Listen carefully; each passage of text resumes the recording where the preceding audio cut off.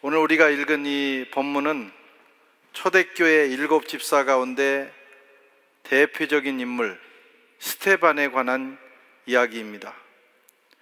스데반은 집사로서 선출된 후에 교회의 살림을 감당했습니다.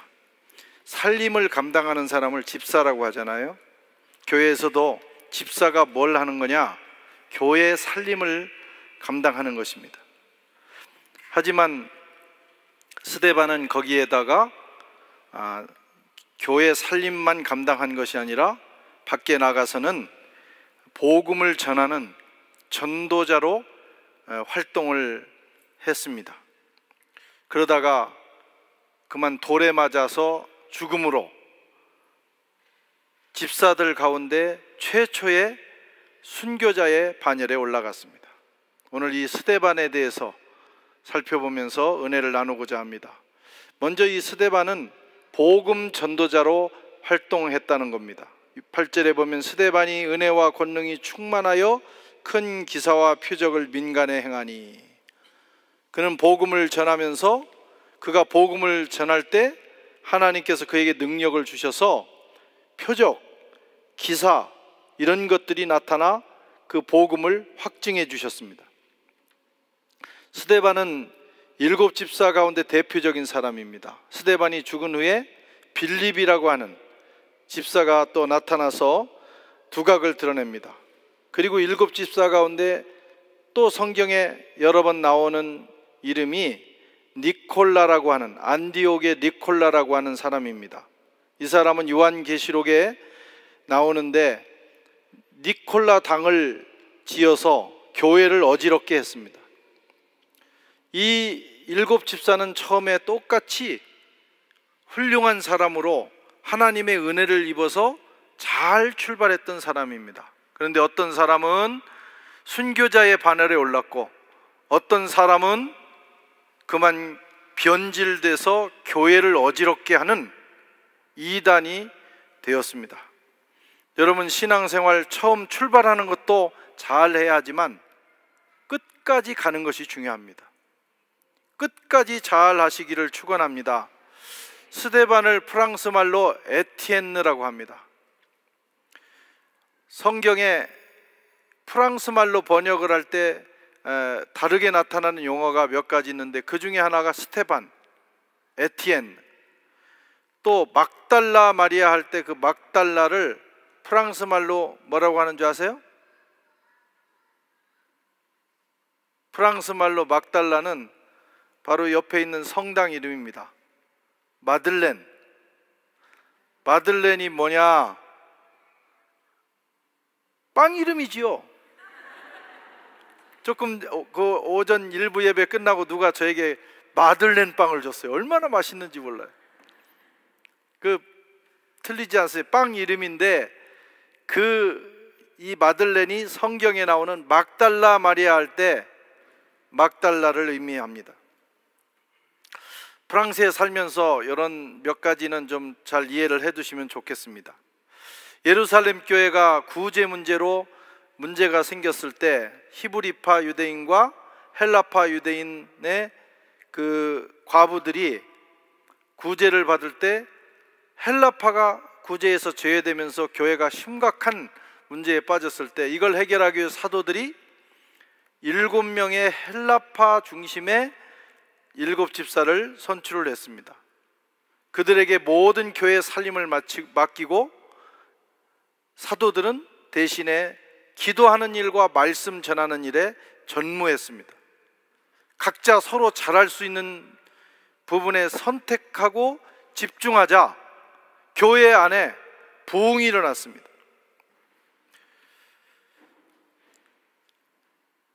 이런 균형이 교회 안에는 필요합니다. 한 사람이 모든 걸 다 할 수 없어요. 어떤 사람은 팔방미인도 있습니다. 그러나 아무리 팔방미인이라도 그 사람이 모든 일을 다 하면 좋지 않습니다. 내가 가장 잘할 수 있는 한두 가지를 감당하고 또 누군가가 잘할 수 있는 것들을 또 감당하도록 해야 합니다. 그렇게 되면 교회가 조화를 이루면서 서로 드림팀이 돼서 하나님 나라를 이룰 수가 있습니다. 여러분들 가운데 혹시 아직 교회 내에 봉사와 헌신에 참여하지 못한 분들이 있다면 최소한 한두 가지 정도에 참여하시기를 바랍니다. 그렇게 해서 여러분들이 이 교회가 부흥하고 주님의 몸이 성장하고 하나님 나라를 이루는데 기여하게 됩니다. 그것뿐만이 아니에요. 이 봉사와 헌신에 참여함으로 여러분이 그리스도의 지체가 된 은혜를 경험하게 됩니다.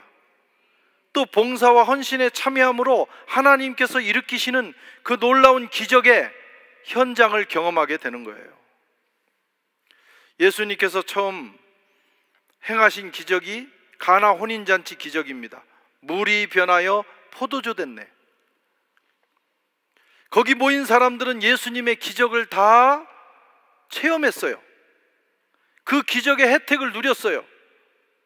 야, 보통은 포도주가 처음에 좋은 거 주고 나중에 알딸딸 맛 모를 때 나쁜 거 내놓는데 이 집은 어떻게 갈수록 좋은 포도주냐. 예수님이 만들어주신 질 좋은 포도주를 마시는 축복을 누렸어요. 그런데 주님의 그 기적이 일어나는 과정은 모두가 누린 게 아닙니다.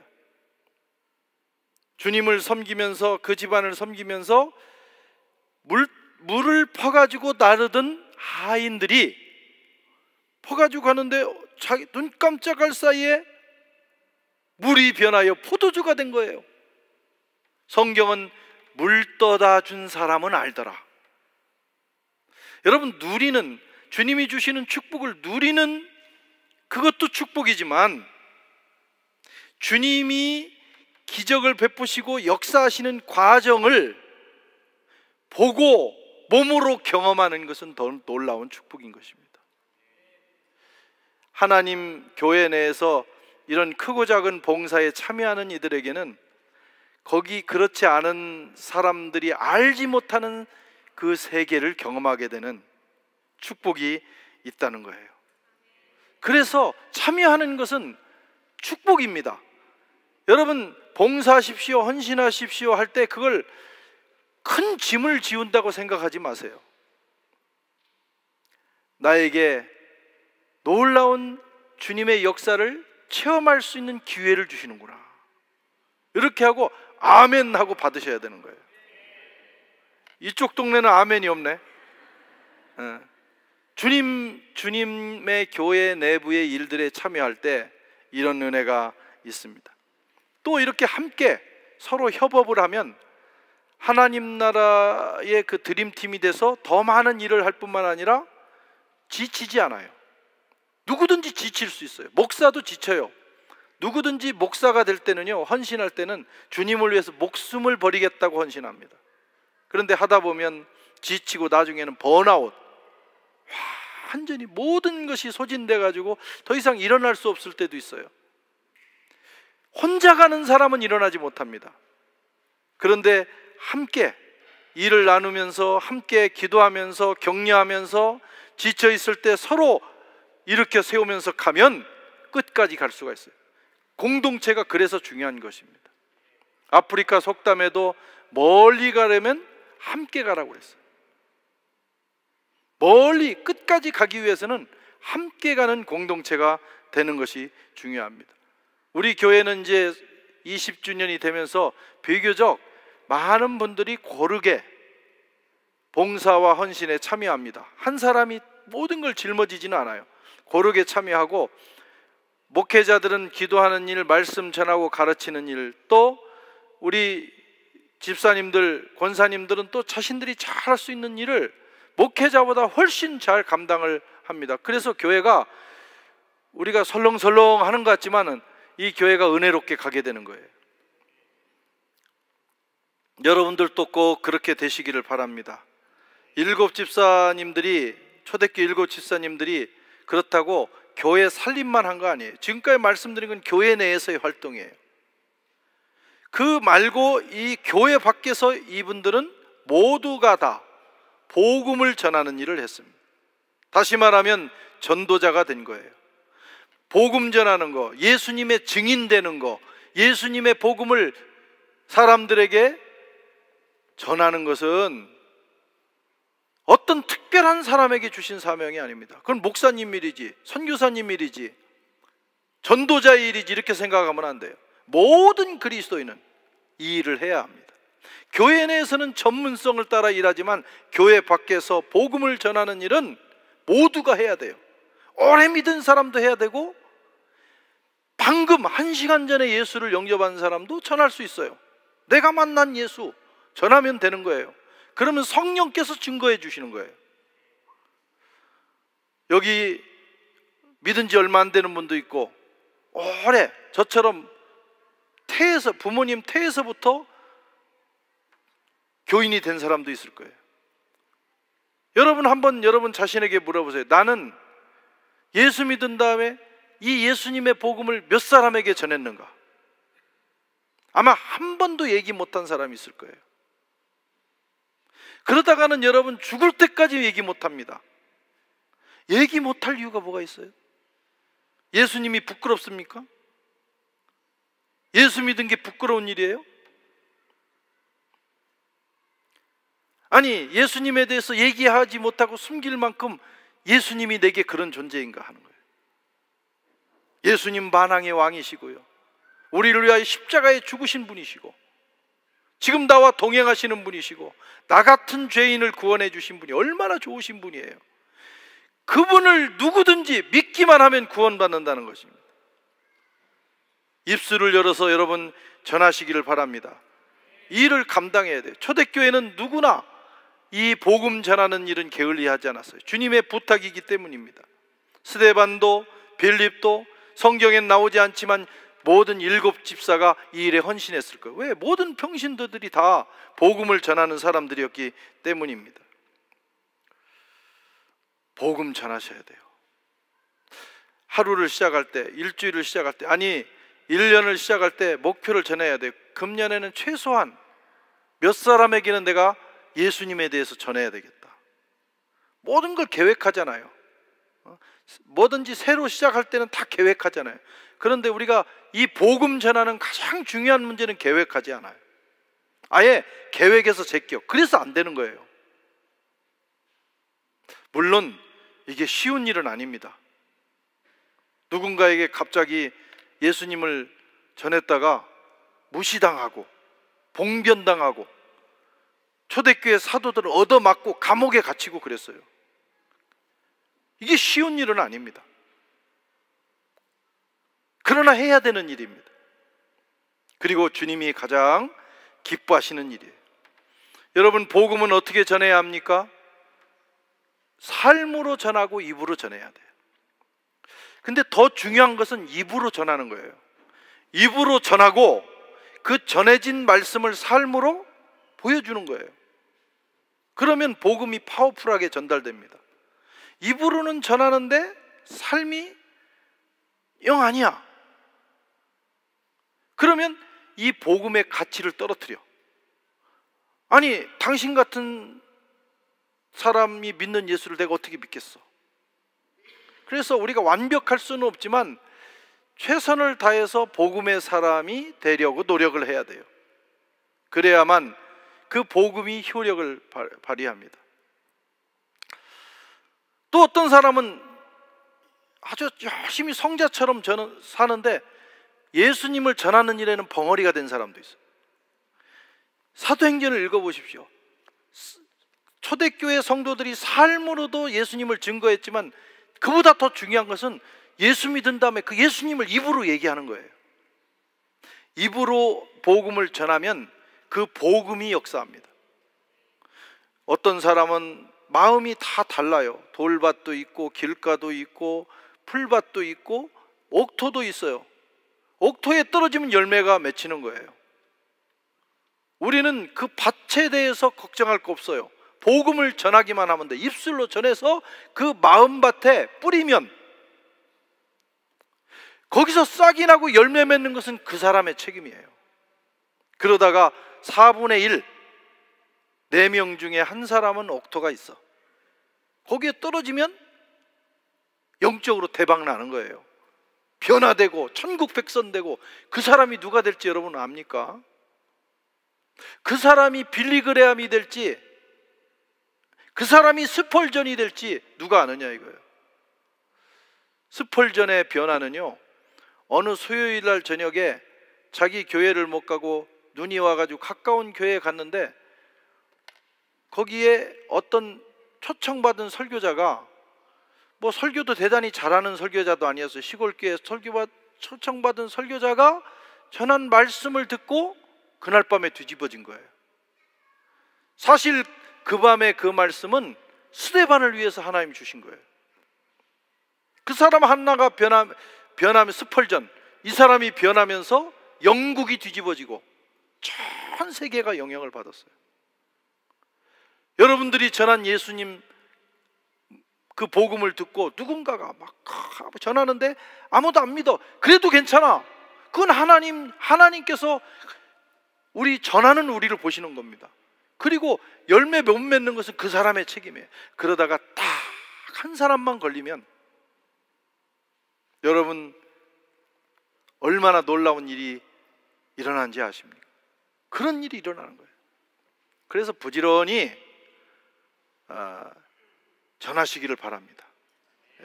뭐 열매가 맺힐까 싹이 날까 염려하지 말고 뿌리는 거예요. 눈물을 흘리면서 뿌리는 거예요. 우리는 씨를 뿌리는 사람들이에요. 씨는 하나님의 말씀이에요. 복음이에요. 어떻게 뿌려요? 입으로 뿌리는 거예요. 오늘도 그 말씀을 읽고 그 말씀을 누군가에게 말하면 옥토를 가진 사람이 그 말씀을 듣고 받아들일 때 역사가 일어나는 거예요. 아멘. 씨를 뿌리다, 씨 뿌리다 의 경상도 버전은 씨부리다 입니다. 씨부리다. 씨부리다가 무슨 뜻이에요? 말하는 거예요. 말. 그러니까 말은 뭐냐면 말은 씨를 뿌리는 거예요. 말대로 된다고 그러잖아요. 말을 어떤 말을 하느냐에 따라 그 사람의 인생이 달라지는 거예요. 불평하고 원망하고 망하는 얘기하면 망하는 길이 열려요. 그러나 축복하고 믿음의 말을 하고 승리의 말을 하면 말한 대로 되는 거예요. 말이 중요합니다. 우리는 씨 뿌리는 사람이에요. 무슨 말을 해야 돼요? 믿음의 말을 해야 되고 좋은 말을 해야 되고 생명의 말을 해야 되고 내 입에 복음을 담아서 복음의 말을 해야 돼요. 그 씨를 뿌리라 이게야. 그런데 어떤 사람은 매사가 부정적이야. 남 얘기를 너무 많이 해. 만나면 그냥 리스트가 있어요. 쫙 막. 그건 선교사님들 중에도 만나보면 그런 분들이 있어요. 계속 부정적으로 말하는 사람이 있어요. 상처를 받았기 때문이죠. 그래서 뭐 어쩌고 저쩌고 이건 안 되고 저건 안 되고 저 사람은 뭐가 문제고. 그러면 그것 때문에 거기도 문제가 되지만 그 말을 나도 듣기 때문에 내뱉으면서 들은 나에게도 그런 역사가 일어나요. 절대 일이 풀리지를 않아요. 그래서 복음을 말하고 은혜를 말하고 예수를 말하고 좋은 것을 말하는 것을 씨 뿌린다고 하고, 그런 부정적인 얘기하고 뭐 기타 등등 이런 얘기를, 안 좋은 얘기를 하는 것을 경상도 말로 씨 부린다는 거예요.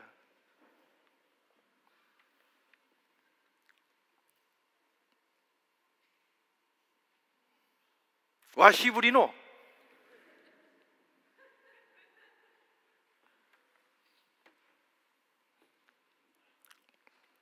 더 심한 얘기가 있는데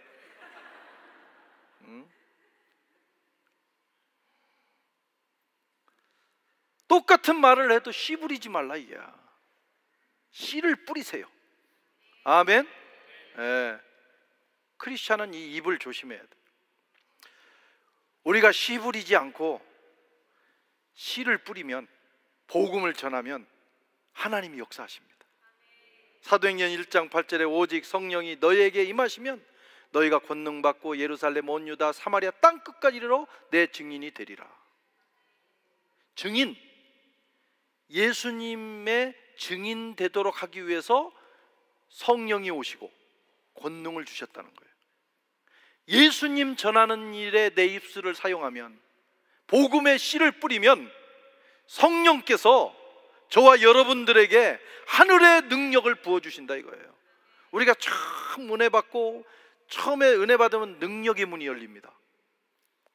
그런데 그 다음에 우리가 일을 안 하는 거예요. 복음을 안 전하는 거예요. 그러니까 그 능력을 하나님 걷어가시는 겁니다. 복음을 전할 때 정말 놀라운 신비로운 일들이 우리의 삶에서 일어나요. 한번 꼭 해보시기를 바랍니다. 두 번째로 스데반은 강력한 방해 세력에 직면했어요. 9절에 보면 이른바 자유인들, 즉 구레네인, 알렉산드리아인, 길리기아와 아시아에서 온 사람들의 회당에서 어떤 자들이 일어나 스데반과 더불어 논쟁할세.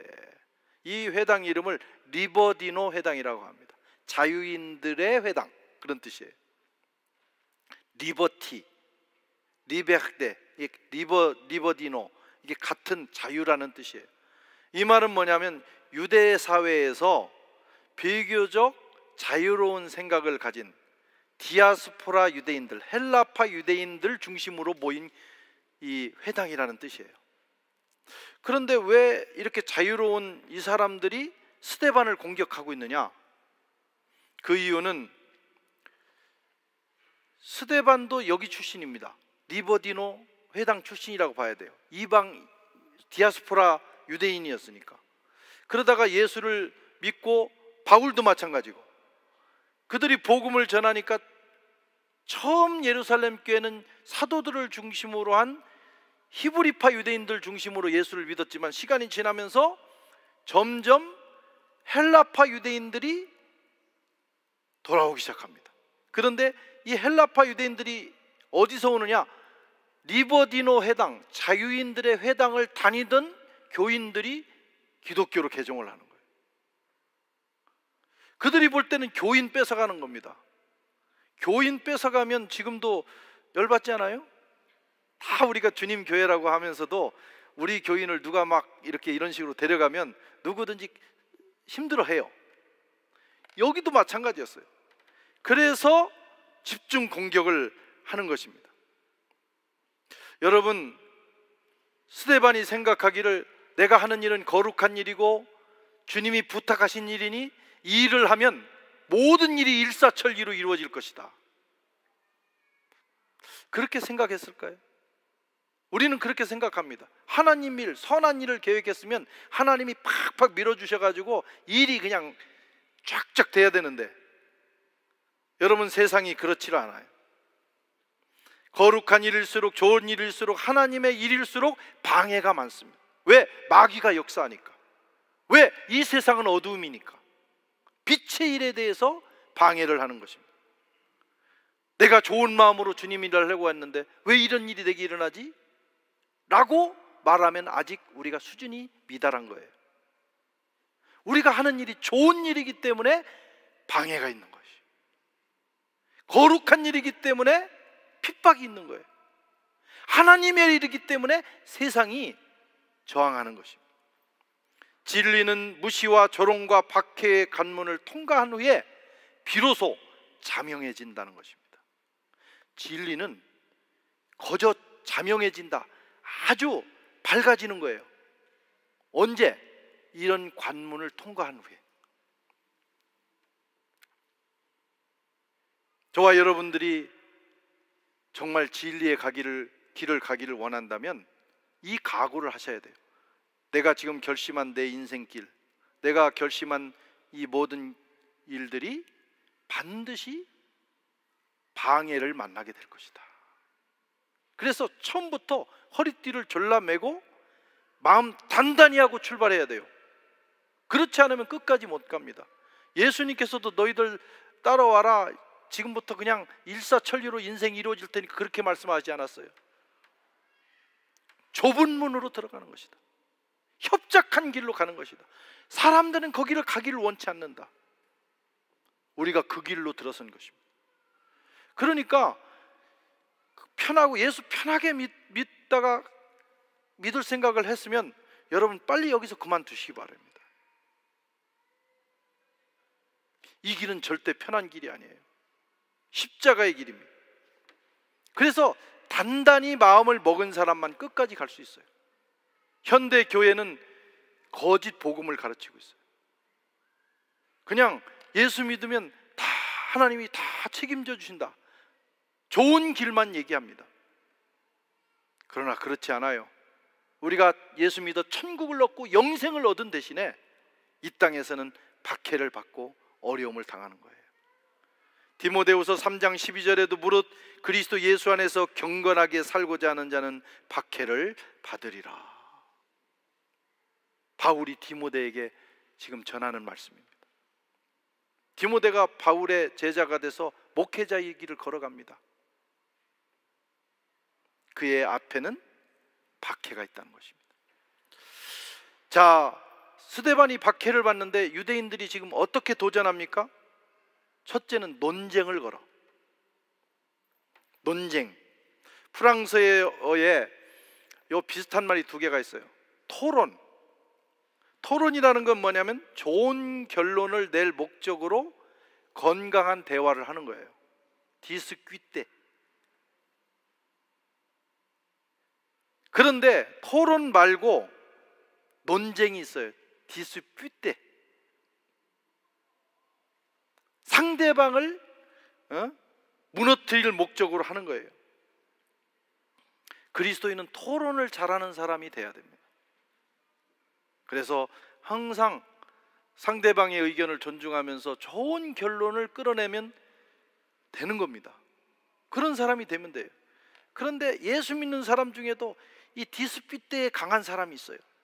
계속 말꼬리 물고 늘어지고 조금 이론에서 밀렸다 하면 수긍하지 않고 계속 공격하고, 또 다음에 다시 만나리라 결심하고 가서 내내 그거 연구하고 다시 만나고, 디스피트 하는 사람 참 피곤하죠. 그런 사람이 실제 있어요. 그런 사람은 피하는 게 좋습니다. 인생이 얼마나 짧은데요, 그런 일에 에너지를 쏟습니까? 그리고 우리 자신도 그런 사람이 되지 않도록 내면 훈련을 해야 돼요. 습관이거든요. 이것도 말꼬리 물고 늘어져 가지고 계속 싸움을 거는 사람.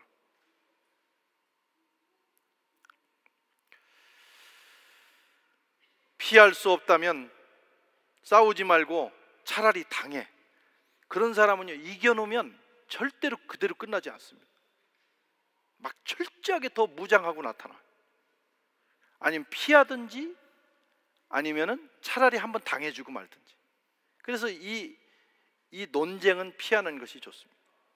지금 이 스데반을 향해서 이 리버디노의 회당 사람들이 논쟁을 걸어옵니다. 그런데 스데반도 이 보통이 아니지 않습니까? 스데반이 그들의 논쟁을 눌러버리는 거예요. 그러자 이 사람들이 어떻게 했어요? 여론을 조성하는 겁니다. 이 사람들이 자기 말빨로 안 되면 그 다음에는 사람들을 다 끄덕여 가지고 여론을 조성하는 거예요. 여론전. 10절 11절에 보면 스데반이 지혜와 성령으로 말미암아 그들이 능히 당하지 못하여 사람들을 매수하여 말하게 하되 이 사람이 모세와 하나님을 모독하는 말을 하는 것을 우리가 들었노라. 이 여론전, 자기 실력이 안 되면 사람들에게 거짓 그 정보를 제공해 가지고 그들로 하여금 움직이게 만드는 거예요. 대중은 약간 우둔한 면이 있어요. 대중은요, 이 사실관계를 파악하지 않고 분위기 따라서 가는 경우가 많습니다. 아니면 말고거든요. 그것을 이용하는 사람들이 있어요. 지금 이 리버디노의 사람들이 스데반을 공격하기 위해서 여론전을 펼치는 거예요. 왜곡된 정보. 오늘날은 그래도 우리가 뭐 다 찾아보면 몇 개만 찾아봐도 이게 사실인가 아닌가, 이게 뭐 거짓 정보인가를 알지만 옛날에는 그런 게 어디 있어요. 그러니까 몇 사람이 입을 맞춰가지고 얘기하면 그게 사실이 돼버리는 거예요. 그래서 그걸 가지고 스데반을 공격합니다. 크리스찬은 그렇게 하면 안 됩니다. 크리스찬은 이렇게 여론을 형성해 가지고 어떤 일을 이루려고 거짓 정보를 흘려보낸다든가 이런 건 죄예요. 절대 그러면 안 돼요. 그 다음에 어떤 일이 일어나냐면 여론전을 하는데 그 여론전에 어떤 방식을 어떤 무기를 사용하느냐, 프레임을 만들어서 씌우는 거예요. 프레임. 12절 14절 같이 한번 읽어보겠습니다. 백성과 장로와 서기관들을 잡아가지고 공회에 이르러 거짓 증인을 세우니 이르되 이 사람이 이 거룩한 곳과 율법을 거슬러 말하기를 맞이 아니하는도다. 그의 말에 이 나사렛 예수가 이곳을 헐고 또 모세가 우리에게 전하여 준 규례를 고치겠다 함을 우리가 들었노라 하거늘. 자, 여러분, 우리나라도 이 현대사를 보면 우리가 일본에게 오랫동안 36년 동안 고통을 당했어요. 특히 우리 한국 사람들은 그래서 일본 하면 막 치를 떱니다. 근데 참 희한한 것은 동남아나 이런 데 가보면 우리보다 훨씬 많이 당했는데 이분들은 그런 감정이 없어. 그러니까 전 세계에 이 복수의 감정을 가장 강하게 가진 민족 중에 하나가 한국 사람인 것 같아요. 우리는 한번 그 36년 동안 당한 것을 지금도 저는 직접 당한 것도 아닌데 저도 사실 막 울분이, 그 이름만 들어도 울분이 막 오르고, 축구에서 다 져도 괜찮은데 일본한테 졌다 그러면 막 국가대표 선수들 국내에 못 들어오게 하고 싶은 그런 마음이 한국 사람들에게 있어. 그런 감정이 있잖아요. 그러니까 그런 감정을 가지고 어떤 사람들은 프레임을 만들어 가지고 친일 프레임을 만들어서 씌워요. 그러면 그렇게 여론을 조성하면 안 걸릴 사람이 없어. 거의 우리나라 사람들은 거의 다 따지고 올라가면 독립운동한 사람 몇 사람 제외하고는 다 친일입니다. 근데 거기에 다 걸리게 돼 있어요. 그래서 그 명부를 만들다 보면 우리 조상도 있네 해서 덮어버리는 거예요. 근데 그게 강력한 하나의 싸움의 도구가 돼요. 우리가 6.25를 겪었어요. 그렇죠? 그래가지고 6.25를 겪었기 때문에 공산당 하면 치를 떱니다. 제가 이번에 다녀온 지난 월요일에서 오늘 아침에 밤새 비행기 타고 그 시엠립 캄보디아에서 오늘 예배 드리기 위해서 여기까지 왔어요. 아침에 도착했어요. 거기는 인구는 얼마 안 되는 나라인데 그 공산주의 사상을 가졌던 폴포트라고 하는 사람이 자기가 지배하기 위해서 자기 민족을 200만을 학살을 했어요. 200만을. 자, 정말 잔혹한 사람이에요. 어떻게 죽였냐면 얼굴이 하얘하면 죽여. 왜? 이 사람은 일을 안 했다, 노동자가 아니고 이 사람 부르주아다, 얼굴이 하얀 사람. 나 같은 사람 죽었어. 가서 나는 일주일 태우고 와서 일주일만 그냥 있으면 하얘지는데 안경 쓰면 죽어. 여기 안경 쓴 사람 다 죽었어요. 야. 그리고 손을 이렇게 펴봐가지고 여기에 굳은 살이 있으면 살지만 여기에 굳은 살이 있으면 이 펜대 잡았다고 죽인 거예요. 그래서 그 작은 나라에서 200만을 죽인 거예요. 이게 공산주의가 그렇게 무서운데 우리도 그런 걸 경험하지 않았어요. 얼마나 많은 우리 전쟁 때문에 우리 민족이 죽었을 뿐만 아니라 크리스찬들이 많이 죽었습니다. 그 유명한 김익도 목사님도 공산당에 의해서 죽었어요. 순교를 그렇게 하셨다고. 그러니까 한 시대는 막 그 반공 사상이 어마어마해서 저게 친북이다 그러면 어지간하면 다 잡혀. 그건 거기는 빠져나올 길이 없는 거예요. 막 그런 프레임들이 이 오늘날도 그 정치 세계에 있습니다. 그래서 그걸 가지고 이제 씌우면 그게 사실이냐 아니냐 뭐 그런 건 중요하지 않습니다. 거기에 걸려들면 그 사연 같은 것도 중요하지 않아요. 그냥 공격하는 거예요. 그런데 이게 언제부터 있었느냐? 여태도 있었던 거예요. 여태. 여기서 프레임은 뭐냐면 이 유대인들은 성전 중심, 율법 중심입니다. 특히 바벨론 포로 이후에 돌아와서는 성전과 특히 율법을 강화시켰어요. 그래서 반성전적이고 반율법적이면 그 사회에서는 끝나는 거예요. 지금 스데반을 뭘로 공격하느냐? 이 거룩한 곳과 성전입니다. 율법을 거슬러 반성전적이다, 반율법적이다라는 프레임을 탁 씌운 거예요. 그러니까 사람들이 돌을 들어서 스데반을 치는 겁니다. 더 이상 물어볼 게 없는 거예요. 그러나 나중에 스데반의 설교를 보면 아시겠지만 스데반은 반성전적이지도 반율법적이지도 않아요. 다른 해석을 할 뿐이에요. 그러나 요 프레임에 딱 씌워서 대중을 선동하자 대중이 움직이는 것입니다. 이건 범죄입니다. 어쨌든 이런 싸움을 이 리버디노 유대인들이 벌인 것입니다. 그때 스데반이 어떻게 했어요? 스데반이 의연했습니다. 15절에 보면 공중 중에 앉은 사람들이 다 스데반을 주목하니 그 얼굴이 천사의 얼굴과 같더라. 이런 상황이 되면 누구나 당황합니다. 나는 성전을 모독한 게 아니고 율법을 모독한 게 아닌데 너무 억울해. 그리고 내가 예수 믿어서 복음 전하는 것 때문에 이렇게 박해를 받는 거 너무나 괴로워. 지금 사람들이 돌을 들어 치려고 해. 인간이니까 피하고 싶지 않겠어요? 막 돌을 던질 때 여러분 어떻게 하겠어요? 피하다가 어떻게 하는데 맞고 그럴 수 있어요. 그런데 스데반은 그렇지 않았어요. 그 결정적인 순간에 의연합니다. 여러분 같으면 어떻게 해야 할까요? 지금 예수 믿는다는 이유 때문에 모함을 당하고 공격을 당하고 매를 맞고 누군가 죽이려고 그래. 그때 나는 어떤 태도를 취할까? 최근에 넷플릭스에서 다큐멘터리로 나는 신이다라는 그 방송 여러분 보셨죠?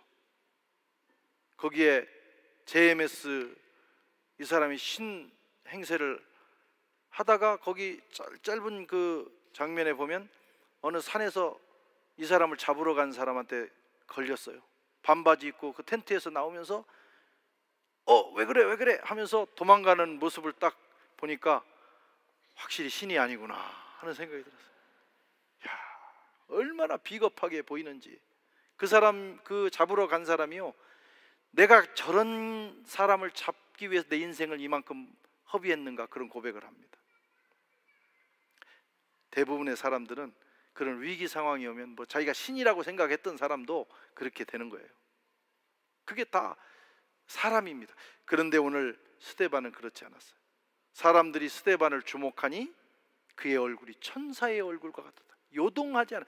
눈빛 하나도 요동하지 않고 그것을 다 받아들여. 이건 성령의 역사입니다. 그리고 그가 그만큼 믿음을 깊이 뿌리내렸다는 증거입니다.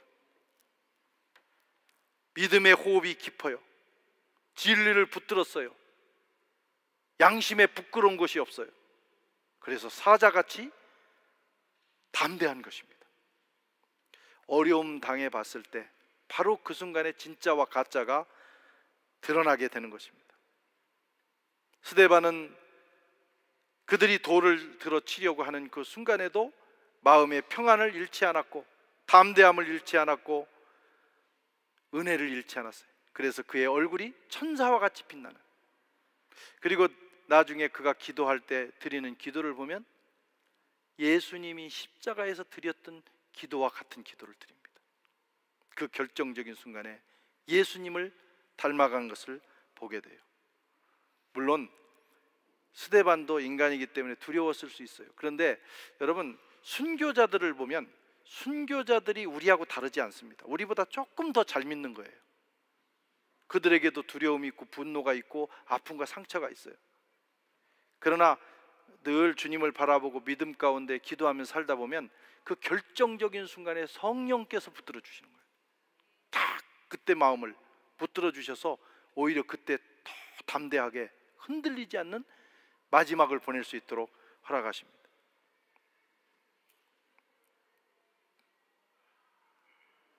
스데반처럼 저와 여러분도 그렇게 살아가시기를 바랍니다. 물론 순교하라는 얘기는 아닙니다. 그러나 그런 마음을 가지고 우리가 살아가다 보면 우리가 이 땅을 정말 복음을 위해서 살다가 주님 앞에 갈 수도 있고, 앞으로 어떤 시대가 올지 몰라요. 어떤 시대가 1년에 여러분 순교당하는 사람이, 크리스찬으로서 순교당하는 사람이 9만 명에서 10만 명, 9만 명에서 10만 명이에요. 고든 코넬에서 통계를 낸 게 그겁니다. 지금 전 세계에 예수 믿는다는 이유로 순교당한 사람이 많아요. 언제 우리에게 그런 어려움이 올지도 몰라요. 그때 저와 여러분들이 스데반처럼 살다가 스데반처럼 그 마지막을 보낼 수 있다면 얼마나 놀라운 일이겠어요. 지금부터 마음 단단히 잡으시고 신앙생활 정말 굳은 마음으로 출발하시기를 주의 이름으로 축원합니다.